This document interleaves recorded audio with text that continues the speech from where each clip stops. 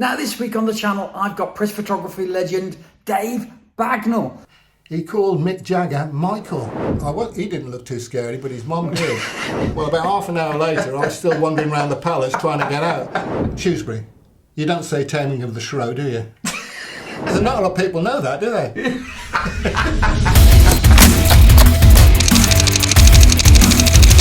Well, I've got a question for you now then, Phil. Okay. I've often been asked this question. Yeah. Who's the most famous person you've ever photographed?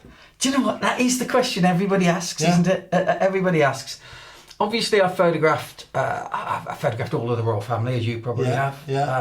And obviously, the most famous. I photographed the Pope once. So did I. That was the reason for my question.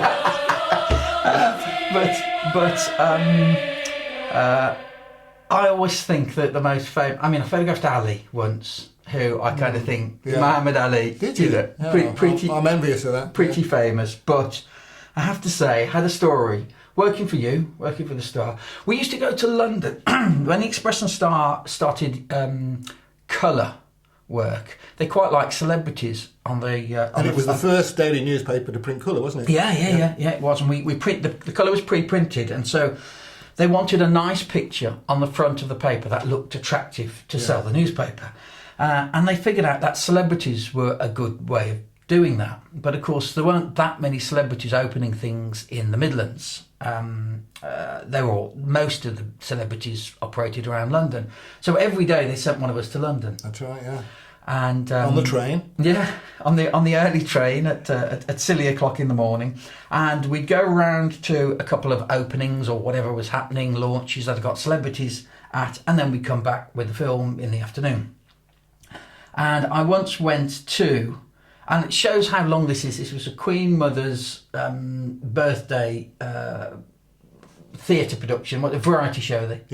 Wasn't her 21st though, was it? But the press got a preview the day before. That's right. It was shown on the TV, and so they did a full rehearsal through, and you were allowed to take pictures throughout it because there was only the press in there and a couple of people that might come and watch, and the writers and the reviewers, and they'd say, "Oh, it's absolutely fantastic," and there's a really good part there. So they allow you in for so much time. Well, you can stay as long as you like, but obviously they'd all got deadlines. Yeah. And so this job was, let's say I'm going to pick a figure out of the air, 10 o'clock in the morning.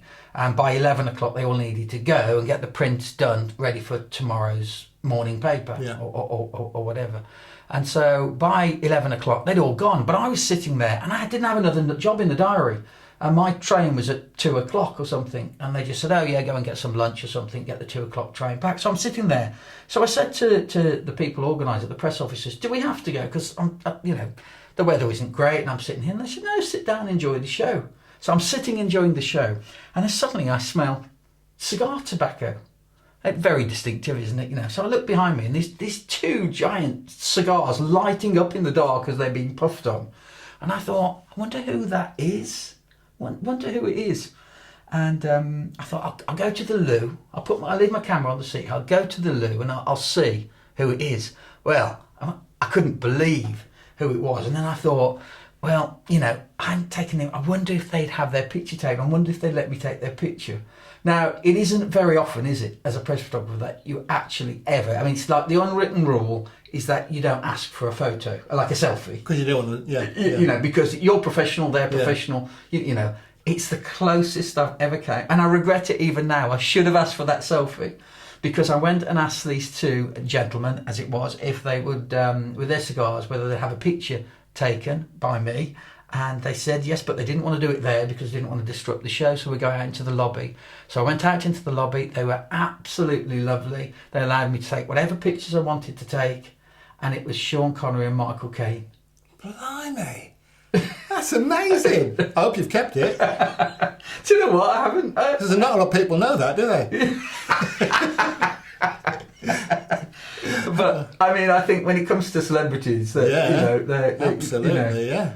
And I remember getting them I got to put a wide angle on, and I got them to lean right in with these cigars in their mouth, and they're laughing, and they've got cigars in there. I wish I had the picture. Have you not got it? The Star kept everything. I mean, I worked transparency. For them. Yeah. To be honest, transparencies were a bit of a nightmare, weren't they? Yeah. Such a discipline to work with that stuff, because you had to be so precise with your exposure. Well, overexposing, it was... Let me tell you about precise. I once, on Sunday, went to a protest in London, and went with the reporter down there, and it all kicked off outside Westminster, running battles with the police over Westminster Bridge, and I forget the protest, but when you're a photographer sometimes, and perhaps if you're slightly inexperienced at doing riots and running battles with the police and things, which often you get experience outside football matches in the old days, but I wasn't that experienced at it. And I could see they were getting paving slabs up and throwing them at the police. And then they pushed the police van over, they pushed it enough and pushed it over. And then I'm standing in the middle of Westminster Bridge, so the House of Parliament just to my right there. And the protesters are to my left and the police lines to the right. And then the protesters started running at the police. And the police started running back at the protesters. And I was in the middle taking pictures. And I remember it was a reporter called Tina, I think, who used to be married to... John Snowden. Yeah. And she was screaming, Phil, get out of the way. And I was completely oblivious because I thought I was behind my camera. I was perfectly safe. And I got the most fantastic pictures because more by, well, I'd say luck than judgment, bad luck than bad judgment, really. I shouldn't have been there. I put myself in a position that I shouldn't have been in. But consequently, I was so close that the rioters were only interested in the police at that point. Yeah. And the police were only interested in the rioters. And I was I was on kind of wide and standard lenses. It was that close. They were running at each other, throwing things, belting, turning the bus over and whatnot, the minibus and whatnot. But I got the most amazing pictures. And coming back, I thought, this is it. This is the launch pad for my photographic career. I'm off to London. I'm going to be a great photographer. And I came in and we're shooting on transparency. And I'm not going to mention any names, but I gave it to guess where this is going. I gave it to our darkroom technician who come in specially on a Sunday because I told them, I phoned ahead to the news editors and said, look, you're going to need to do the colour viewing again because I've got the most amazing pictures from this. And we're going to be the first to have them. Now, the colour film processing machine that we had did C41 That's right. and E6. It did. It didn't. Colour negatives. Yeah. Okay, and transparency. But it was a different process. The films went through different chemicals in a different way.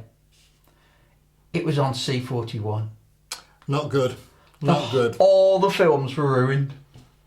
We'll never forget those images because they're up there. I can remember how good they were, and nobody will ever see them because we had a processing error. Well, that's the great thing about today's cameras, isn't it? Digital. It's reasonably safe. You can see it straight away. You know what you've got. Yeah. In those days, you hadn't got a clue, really. You thought you'd got it. Yeah. I mean, I can remember going to a football match and Steve Bull, who was probably the most... Steve Bull must be the person I photographed the most in my career. He was a centre forward for Wolverhampton Wanderers. And England. And he scored 306 goals. Yeah, played for England as well. And I went up to cover an away game at Grimsby and he scored a hat-trick. And I think that was his 18th hat-trick. Might have been 19, I'm not sure.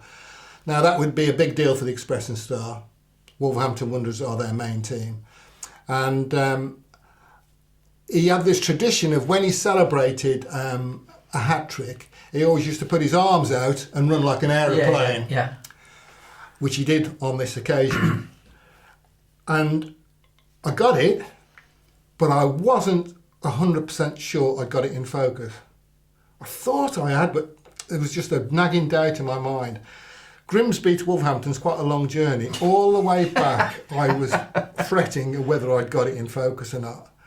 I can't tell you the relief when I put the magnifier out and put it on that negative and it was sharp. The feeling was fantastic. And on the Monday morning, they produced...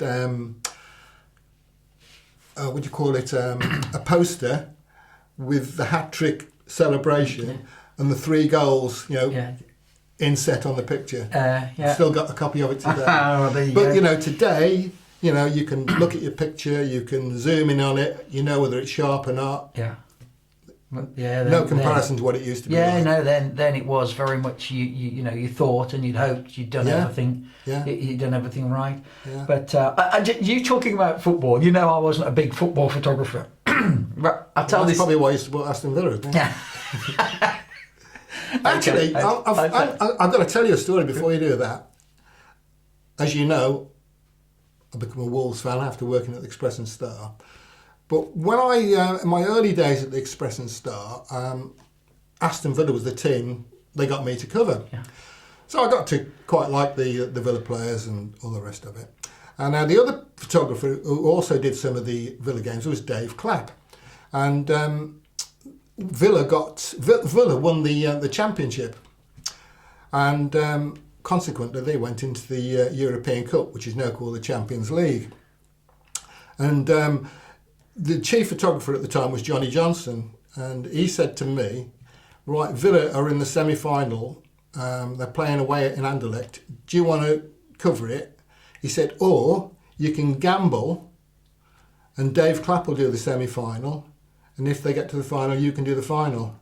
I said, I'll gamble. You gambled? Oh, good choice, good choice. And consequently they won, and they got to the European Cup final, which was in Rotterdam. Yeah.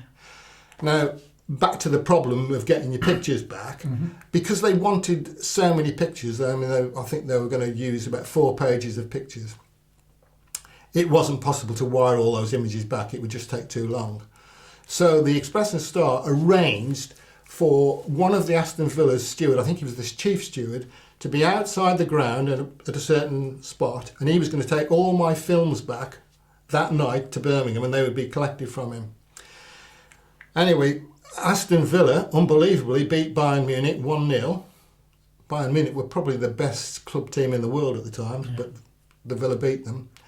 I'd got about 10 rolls of film in black and white, and when I went outside to find this bloke, he wasn't there. He didn't turn up. Now, you mentioned thinking on your feet. I was in sheer panic. And I was with the Birmingham Post and Mail photographer, a man called Jerry Arms, who was a dedicated sports photographer for the Post and Mail. And he said, there's a coach car park down there. He said, go and see if any of them are going back tonight. Because the problem was some of the Villa fans stayed in Rotterdam overnight and only a few went back that night. So I went round and I was jumping on buses. They were starting the engines up, and the fans were on there cheering and drinking cans of beer. And I went about 5 coaches. No, they were all staying overnight. And I got onto one coach and they said, yeah, we're off now, mate. We're flying back tonight. So you had to make the decision there and then. Yeah. Everything that you'd taken that night, do you let it go with a bunch of unknown people who are just telling you they're going back? So I said, would anybody mind taking my films back? I said, I work for a Midlands newspaper, the Express and Star. If any of you, I take it you're from the Midlands, can somebody take it back? And there was a woman and a man sitting at the front, and she said, yeah, I'll take it back. She said, we keep a pub, I can't remember where she said, somewhere in the Midlands now. She said, I'll take it back. I said, oh, thank you. So they were all in a bag. I gave her the bag, and I gave her a tenner. Yeah. I said, that's for you. She said, no, I don't want it. No, I said, you've got to have it, please, thank you. Anyway, off she goes, and I'm really, stressed out. And I get back to the hotel and meet the reporter and tell him what had happened, and chatting about it, and he was laughing. He said, oh, you'll be all right. Anyway, this woman had given me the phone number of where she lived, which, as I say, was a pub. So I'd got to arrange for somebody to pick it up. So I thought, I'll phone this pub first and just say, look, somebody's going to be coming to pick these films up, first thing in the morning. And when I got through to the pub on the phone, they were obviously celebrating. They must have been Villa fans as well, so I could hear all the cheering and shouting in the background.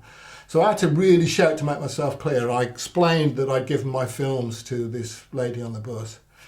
And the bloke on the other end said, mate, he said, I couldn't give a toss. She said, she's gone off to watch that match with a fancy man. He said, I don't give a sod whether she comes back or not. And put the phone down. So from being elated that I'd sorted something out, I'm back into sheer panic mode.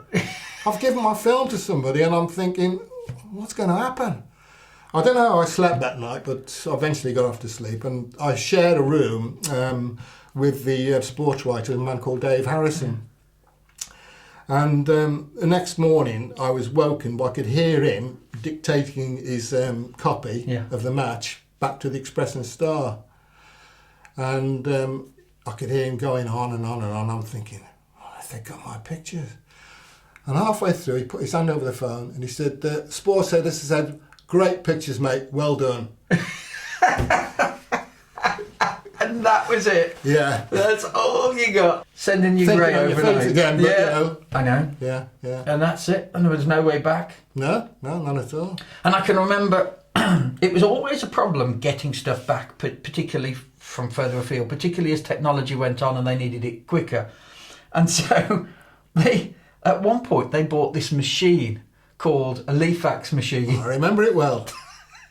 Which was awful. It was. Absolutely awful. Yeah. You know, it was a silver case about so big and so wide, and you opened it up, you undid the buckles, this silver case, you opened it up, and you popped up this screen inside and it had a keyboard, and you could scan a negative in, and they could up on that screen. I have never, ever seen anything that looked more James Bond or military grade. Yeah. It looked like a rocket launcher of some kind, didn't it? You'd definitely get a security alert, wouldn't you? You know, I mean, this thing had got a keyboard and a screen that popped up, and you would say, no, I'm just using it to send my pictures. So anyway, they sent me to France when, if you remember, the French were stopping lorries and burning the lamb on because they were trying to stop at the time. I can't remember what it was, but they were trying to stop imports of British lamb. And we were in the EU. So they said to me, right, there's a lorry going with this lamb on, Welsh lamb or British lamb or something. It's going at this day, and it's going all the way down to the south of France. So we want you to follow it, and when they stop it at Calais, or when they stop it on the motorway and pull it over and burn all the stuff inside, we want you to take some pictures and send them back. So I was thinking, great, they're going to be really happy to see me start in the middle of the night when they're protesting and burning this lorry to bits. They're going to love to see an English photographer with a flash going off saying safe fromage, and so basically I followed this thing all the way down to the south of France, just south of Bordeaux. Nothing. Nobody stopped it. Nobody questioned it. Nobody looked at the paperwork. He delivered his lamb, and that was that. And so I had to ring in and say absolutely nothing happened. So on the way back, we had to stop because we were really tired. We'd followed this thing all the way down, and so we stopped just on the outskirts by the ring road of Paris, and found a little sort of cheap hotel to stay in, and I parked my car just sort of outside this hotel. Came out the next morning and my car is on its roof, literally on the roof, upside down, with all the windows smashed. And somebody said, oh yes, Paris is a difficult place, you've got English plates, it's not, it's no wonder. So I had to get a load of lorry drivers to help me push the car back onto its wheels. God. And it was all scratched and all the windows were gone. So I tried I bought some bin bags and tape and tried to tape the window. So we're heading back. It's absolutely freezing, by the way, because it's in the winter. Really cold. I'm dithering in this car. And I'm almost back, and I'm on the road from Paris to Calais to get the ferry. Yeah. And then a gendarme on a bike comes around me and signals for me to turn off at the next exit.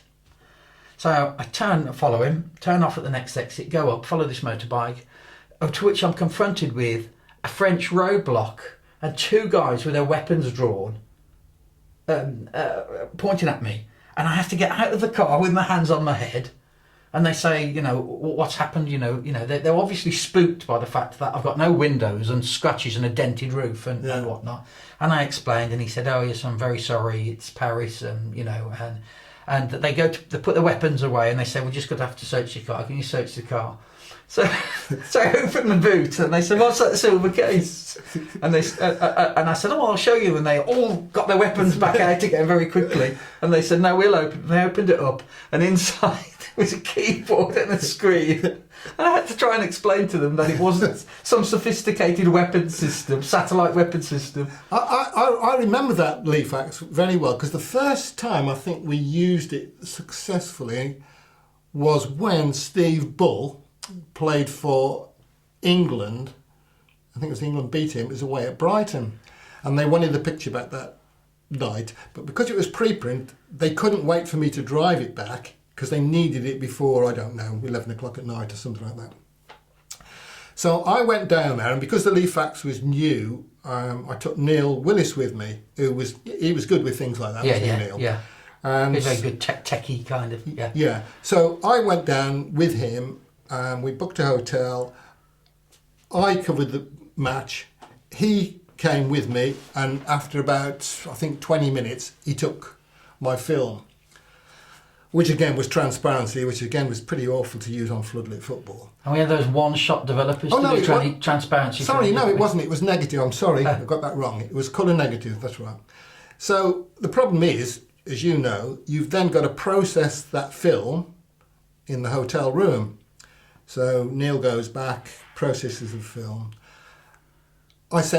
He came back for some more pictures, but he said the one that we'd already sent was perfect, so we didn't need to bother with that. So when I got back to the hotel, he'd done everything. And he was smugly sitting lying on the bed, drinking a beer and whatever. And I went to use the toilet, because we were going to go out for a meal afterwards, to find that he'd forgot to turn the bathtap off, and he'd flooded the bathroom, and water was running through the ceiling below, so I don't think we were particularly popular in there. But I'm just trying to explain the difficulty that it was to do a picture, get the film process, transmit it without anything going wrong. Yeah, well, no, it's simple, isn't it? You can do it from your phone. Yeah, absolutely. I mean, it's so simple now. You don't realise. I mean, we were. Well, I suppose in a way you could say we were the guinea pigs. We were trying, doing this stuff as it went along. Yeah.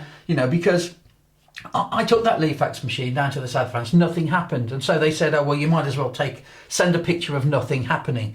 And just the lorry driver with the truck, with the stuff being pulled off the back, and at least we can do a story to say, this successful lorry made it. So I took the picture, went back, drove back to the hotel room to send the picture, processed it in the bathroom. And then you've got to make a link to the phone, haven't you? Now, this is what I'm coming to. Oh, right, sorry. And then I got the Leafax machine out and went to plug it in the phone socket. Do you know what? In France, they don't have British Telecom phone sockets. No, I know that. Neither do they in Italy. So this machine had got a phone plug on for Britain, but they were sending us abroad with it, and so they told me to cut it off, strip the wires, take the plate off the thing, and start. And until you got a dining tone. Yeah, basically, Jeff Wright said. I said, well, which one onto it? Oh, just trial and error until you get a dial tone. I can remember doing that in Italy, covering a Wolves game, and I ended up taking the headboard off the wall, which was because I could see the cables went behind there. So I got the headboard off the wall. I got cables hanging out all over the place. And, good job, room service didn't come. I locked the door, put a chair behind the door so nobody could get in. Well, I mean, and that's the thing. And clearly they didn't learn, because either they sent me to France after knowing yours didn't fit in Italy, or you to Italy with knowing that mine didn't fit in France, So it was just kind of... trial and error, as you say. So it's a bizarre... Well, if you remember, I used to cover Wimbledon tennis tournament. Yeah.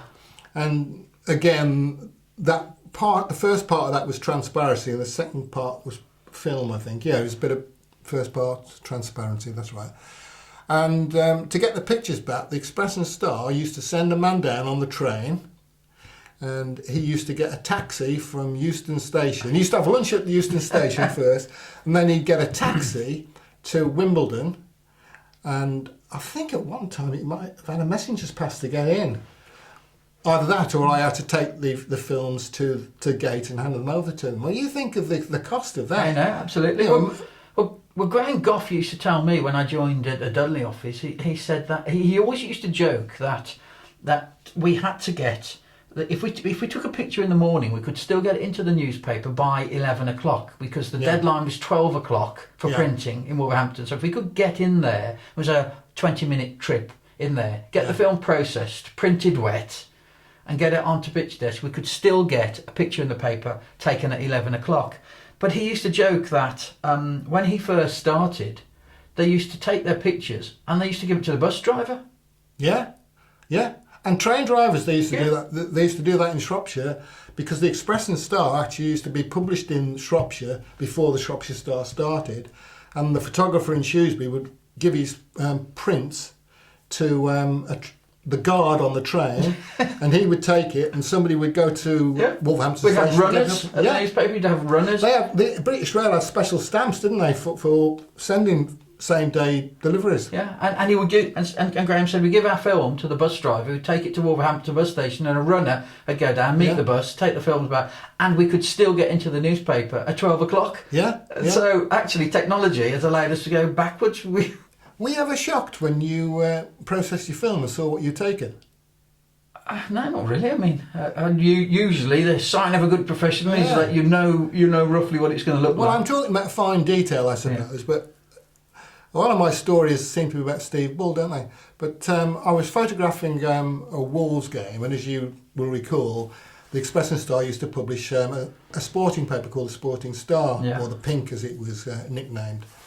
So that meant that you would, after about 5-10 minutes, give your film to a messenger and they would run back to the office, which was only about 10 minutes away. It would be processed and printed, and 1 or 2 of the pictures would go in the Sporting Star. Anyway, I knew that I'd got a decent picture of Steve Bull and a defender coming towards the camera, so I thought, well, that should make a decent picture. But anyway, when I was walking back to the office after the game had finished, as I was entering, the deputy sports editor, a man called Jim Wilson, was coming out. And he said, bloody hell, Baggers, he said, you've got a tasty shot today. He said, we nearly had it on the front page. He said, but fortunately we spotted it. I said, what are you talking about? I said, I've left the print on your desk, you have a look. Oh, cheers, Jim. So I went and had a look at this picture. And it was Steve Bull in full stride, really going for it. And this defender, who was a Swansea player, was trying to tackle him, which meant that he got a stretch. And he stretched so far that all of his tackle came out of his pants. And it was going on the front until they spotted it. Yeah. Anyway, on the Monday, the printer that printed it was a bloke called Doug. Do you remember Doug? Yeah, Doug. Yeah. Doug Green. And I said to Doug, I said, when you did my prints on Saturday, I said, you didn't spot anything unusual, did you? He said, no, not really, mate, no. So I showed it him. Mm-hmm. I said, anything wrong with that? He said, there's a few specks of dust at the top. I said, what about that? He went, I didn't see that on Saturday.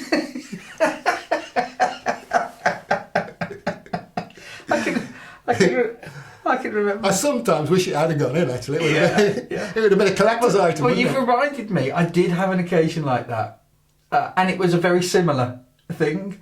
I nearly put it through, and I just spotted it at the last minute. It was print days. Yeah. I went into the darkroom, and I went to the Three Counties Showground in Malvern for the Three Counties show. Yeah. So it's an agricultural show. People are showing sheep, pigs, and cattle, and there's games and tractors and shows, and a very, very big one, three counties. So I'm doing what we called a page of pictures in those days. So it was just telling the story of this event in pictures. And the page would just be full of pictures with little captions underneath. It wasn't a big story. It was actually more a visual event. Yeah. And so I thought, well, I'll go. I've done the kids having fun in the fairground stuff, and I've done the tractors and all the new technology. I thought I'll go and do some agricultural stuff, people showing their animals. And so I went over to the pig section, and there's a guy there, and he's like a traditional, what you call, he looked like a traditional, butcher or something, he was quite well. Red cheeks.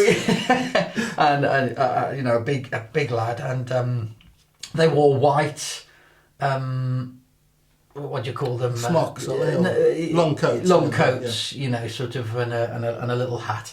And they would have a little stick in one hand and a white board in the other to you know, get cajole the animal around so it could be judged on how well it walked and everything. So he's behind this thing and he's talking, and I took the picture. I thought that's a nice one, and I'm about to send it in the page of pictures, and I look down. Now, a pig's tail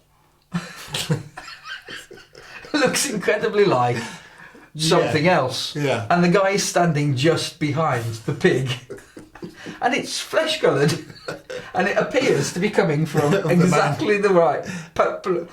Honestly, this picture, if it had gone out, we'd have been sued because it looked incredibly rude. It would have been funny though, wouldn't it? It looked incredibly rude, but luckily I spotted it, and it never did see the light of day. Because when we're covering jobs, sometimes it's not the main event that makes the picture, is it? Sometimes there's something going on around it that makes the better picture. Absolutely. Now, and I'm going to bring us back to football. I'm sorry about this, but just before I left, there was a manager change at Wolves, and they were without a manager, and the club didn't like what the newspaper had printed about the way it was running the club, so they banned the Express and Star from the ground. Yeah. And I thought, they thought, okay, they're playing on Sunday, and they're playing away to Bristol City. And they thought, and I was, and you were covering it as the football photographer. Yeah, you went on the coach, didn't you? And they said, Phil, what we want you to do as the Sunday duty photographer is we get a ticket for you here. We want you to go on the coach with the fans and get the fans' reaction to what they think is being done to their football club. You know, get the real grassroots stuff and interview them in the stands and take the picture. So me and a reporter went, you know, so I'm in the stands there taking pictures, and they're very welcoming, and they're very pleased that we're there getting their opinion, the grassroots opinion, and all of a sudden, now I'm guessing that American football has this and baseball and everything, you know, but do you have mascots, people dressed up in big fun costumes that run around? You know. Well, Wolves have got one called Wolfie. That's right. It's a big wolf, and he's a bit mischievous. He's known to, you know, even in the mascot world, and all mascots are mischievous. That particular one was particularly mischievous. Yeah. And Bristol City, they had a mascot of 3 little pigs. That's right, yeah. Didn't they? So there were 3 little pigs and a big bad wolf. And so suddenly you got 3 little pigs and a big bad wolf, which nursery rhyme wise was quite fun. Yeah. But do you want to take over what happened here? Basically, they had a fight. Basically, the wolf pushed one of the pigs over. That's right. Yeah. Thinking he was being a bit mischievous. Yeah. And but he was outnumbered 3-1, wasn't he? The pigs didn't take kindly to that. No. So they went after him and went to push him over. And it ended up in a proper fist fight, didn't it? It ended up being national news, didn't it? Yeah. The match didn't get a mention, but the pigs and the wolf. So basically, didn't Wolves win 6-1 that day as well? And hardly got a mention, did they? But it was so funny, and again, it's a great example of you've got to be aware of what's going on. Yeah. Because a lot of people thought it was fun. You could have gone for a cup of tea and missed all that, couldn't you? Yeah, you could have gone for a cup of tea and missed all that. But also, when the wolf character and the pigs were sort of cracking off on the pitch, anybody might have thought, this is staged. It's you know, because of the wolf and 3 little pigs story. You know, but it wasn't. No. They literally fallen. Do you know this? That eventually, Wolfie, or the man inside Wolfie, dramatically resigned from his job because of all the publicity he got. And I can remember it because he took his head off, which was a big, massive wolf's head, and threw it down and stormed off. And I got a picture of a steward carrying the head away. Again, you know, nothing to do with the match, but made a funny picture. Yeah. But the reason I brought that subject up, I can remember doing all regional press photographers have to do this job occasionally. It's always a row about travellers bringing their caravans onto somebody's park or something like that. And this happened in Wolverhampton. I was sent down there to photograph these travellers. And when I got there, the police had arrived to tell them to move on. And usual scene, you know, somebody from the council, 3 or 4 police officers, and, you know, the travellers gathering around, arguing why they shouldn't move. So while all this is going on, this little kid, who was one of the travellers' children, comes out with a plastic policeman's helmet on his head, and he's standing behind this policeman who was slightly overweight, to be honest, and he's mimicking his behaviour. So I've got this picture of this little kid with a plastic policeman's helmet on, taking the mickey out of these coppers. Priceless. And I was really pleased with this picture, and they used it that big. Yeah. This is one of the things that you know, particularly in regional press, I think, more than national press. I mean, there's a big thing in the UK. I don't know if it's the same in the US or anywhere else in the world, but regional press and national press are very, very different beasts. And when you talk about a press photographer, I think everybody automatically thinks of a national press photographer going to big events, going to the story of the day. But of course, your regional press photographer, they're not doing that. What your regional press photographer is doing is going to sort of ordinary, everyday jobs. And we always used to say that when a story was so big that the nationals turned up on your patch, they basically came in, upset everybody and went, and you were left with the aftermath. You know, you had to deal with the you know, saying, I'm really sorry, you know, I mean, I know they said this and they completely did, you know, the opposite, but, you know, that's not us. Don't tar us with we're supposed to be part of that community. Because we're not part of the community of upsetting people and walking away. Yeah. You know, that is something that I think, you know, happens. You know, but the regional press photographer has to be able to make. I think in many ways they're more skilled. The regional press photographer. Yeah. A good national press photographer. The reason I would agree with you with that is that you have got to be motivated to do what most people would call mundane jobs, and if you aren't motivated, I mean, it could be a golden wedding. That the issue for that person is big. You know, they've been married 50 years, and I used to like to go along and try and have enthusiasm to do that. Yeah. Not think, oh, I don't want to be here doing this. I want to be out on a big job. And I think a lot of national newspaper photographers would struggle to do that sort of thing. I think I might be slightly unfair saying more skilled. Perhaps I'm going to backtrack a little bit. Yeah. It's harder in many ways. I think a national newspaper photographer will be able to do the regional stuff. Obviously, you know. Well, that's probably where they started. Absolutely. But you know, and it taught me this when we went to London to do jobs. You know, I was talking about the fact that we used to go to London and do jobs with celebrities in, and everything was organised for you. There was a PR person there. There was a celebrity who knew how to pose for the camera. Yeah. They'd already decided where the picture was going to be taken. They were probably in a costume. Yeah. They'd already decided on the lighting, what was going to happen. There might be 30, 40 of you there, and they would put you in a line as press photographers, and the person would stand over there and they would say, right, I'll start on the left. And they would look at the photographer on the left and smile, and they would look all the way around. So the only thing you had to agree was what lens everybody was going to use. Yeah, you all had to 180, 105? Yeah, you all had to use the same lens, and you went along. And so what I'm saying is, as a photographer, everything had been taken away. You didn't get a choice of lens. You didn't get a choice of lighting. You didn't get a choice of where they looked, the costume, anything. So that was a manufactured picture, manufactured by a PR or marketing department. But you know, if you're a press photographer going into a diamond wedding, you're on your own. Yeah. They don't know anything about photography. They don't know where to stand, where the lighting is, what you want them to do. So you've got to listen and talk to them and find out what their background was, find out if he was a war hero or something like that, you know. Yeah. And maybe he's got a photograph of these days in the First World War or the Second World War, and then you could add that to it and make it a little bit more interesting than just two people staring at the camera. Absolutely. With a glass of sherry in their hand.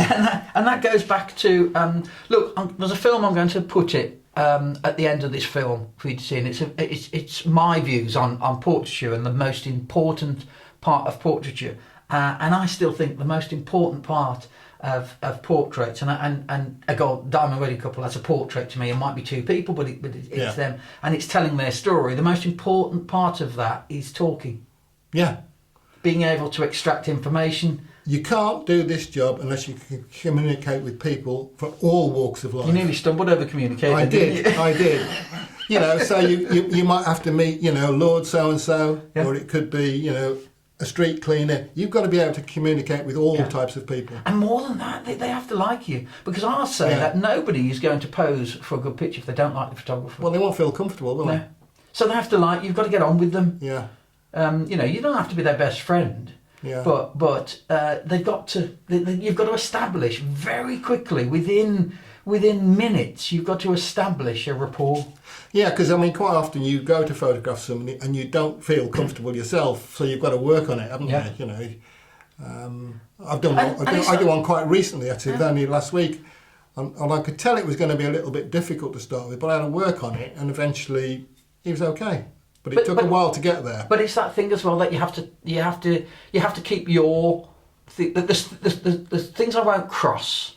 Yeah. You know, when it comes to people with views, like we were talking, about earlier, people views that are so apparent to me, I won't do that job, I won't cross that. But if it's just I've got to photograph somebody who's the leader of a political party and it's not mine, it's the opposition one to me, you can't, you have to go on and get on with the job. It's part of the news of that day. You can't let it. Exactly. I mean, You could be an anti-royalist for a start off, but if you've got to photograph the royal family, you've got to do it with enthusiasm. And I mean, you had to go. Wolves, big Wolves fan. They're arch rivals, West Bromwich Albion. But I bet you've been there 100 times doing pictures. Yeah, because you have to. Yeah, I mean, I'm not one of these people. I don't like West Bromwich Albion that much, but I don't mind going there. I know some great Albion fans, and I actually covered Albion quite a few times and quite enjoyed it, to be honest. They were a nice team to watch in the past. Especially the great Cyril Regis. Yeah, fantastic. So there you go. That's over an hour we've been talking now about just general press photography and how we got started.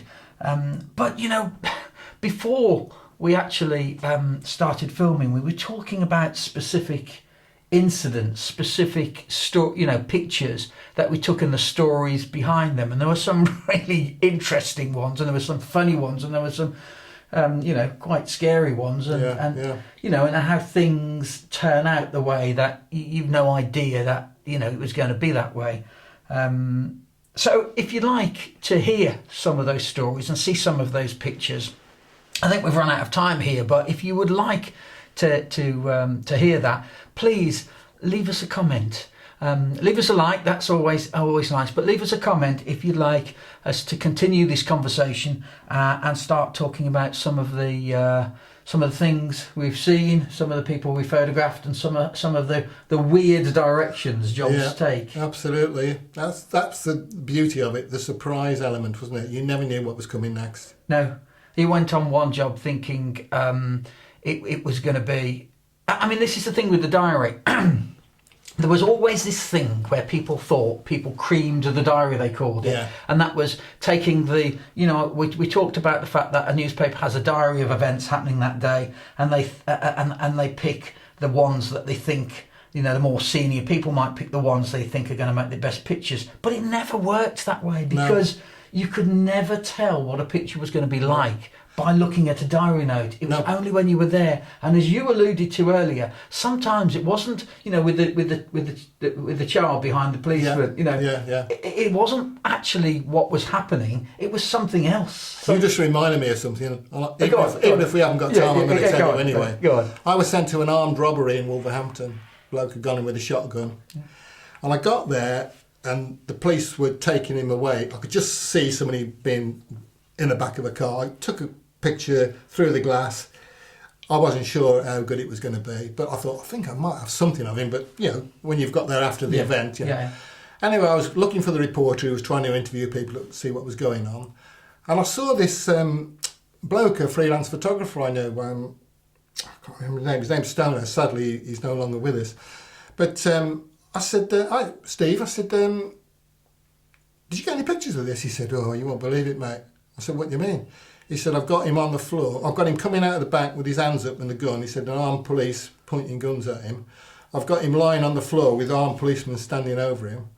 I went, "Mate," I said, "our paper will pay for those." He said, "I've already agreed to let the Birmingham Evening Mail have them." He said, "because I do a bit of freelancing for them." He said, "They're sending a bloke over now to collect the films." I said, "Well, if I speak to our news editor, or deputy editor, a man called Derek Tucker, he might want to make you an offer." He went, "All right." So I phoned Derek Tucker, and Derek Tucker said, "Yeah, tell him we'll give him £100.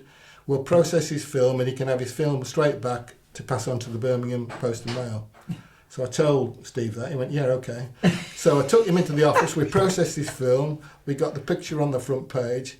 The Evening Mail went absolutely ballistic.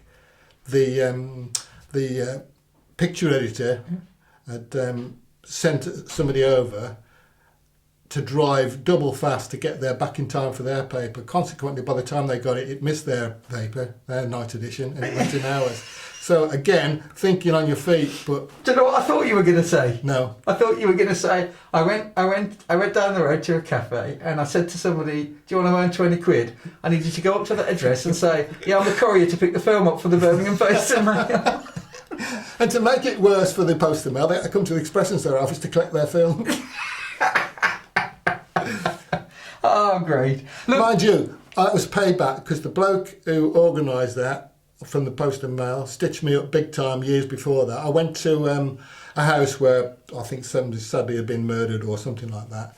And you know the situation, you go and you have to try and get a collect picture. And as we arrived, the Post and Mail were leaving and they said there was nobody in. The reporter I was with said, he's lying. I used to work for the Post and Mail. Knocked on the door and they were in, they talked to us. The bloke from the Post and Mail had taken every single picture they got of this person to make sure we didn't get one. So what I did was pay back. Right. Well, look, there's lots of these stories. That was a little extra one there, and I think if we think about it, we've got probably funny stories from literally sports, news, features. Yeah. We could go on forever, couldn't we? Yeah, well, I mean, some of the people we've worked with, some of our colleagues. Yeah. Pete Garland. Pete Garland. I honestly, some of the stories I could tell you about Pete are really funny, and I'm sure you've got some too. Frank's got other stories.